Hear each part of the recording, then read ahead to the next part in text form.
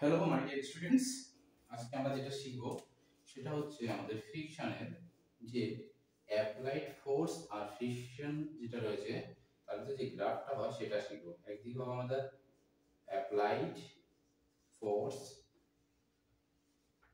এটা হচ্ছে আমাদের ফ্রিকশন। ওকে, তো যখন আমরা ফোর্স অ্যাপ্লাই করব কোনো একটা স্ট্যাটিক বডির উপর, তো ফোর্সটা ধীরে ধীরে বাড়বে। ওকে, মানে ফ্রিকশনটা ধীরে ধীরে বাড়বে। একটা সময় কি আমাদের কি হবে, ম্যাক্সিমাম পজিশনে যাবে। যাওয়ার পর যখন বডিটা মুভমেন্ট শুরু হবে তখন কিন্তু কি হবে, ফ্রিকশনটা কমে যাবে হঠাৎ করে।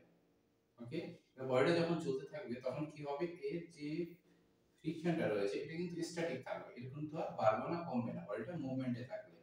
ওকে, এই পয়েন্টে না আমরা ও দেব, এটা হলো এ, এটা হলো আমাদের বি পয়েন্ট, এদিকে আমি নামিয়ে দেব, এদিকে আমরা ডট ডট ডট করে দেখিয়ে দেবো, এটা হবে আমাদের সি পয়েন্ট, এটা হবে আমাদের ডি পয়েন্ট, এটা হবে আমাদের ই পয়েন্ট। তাহলে দেখা যাচ্ছে যে এই যে পোরশনটা, এই যে ফ্রিকশন এখান থেকে হাইটটা রয়েছে বিডি হাইট, ঠিক আছে, এটাকে কি বলা হচ্ছে dynamic friction. Dynamic dynamic friction.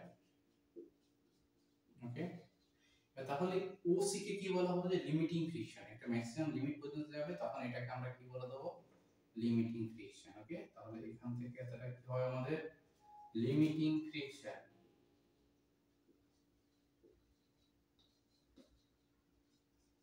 Okay, clear? Thank you. This is very very important. Okay.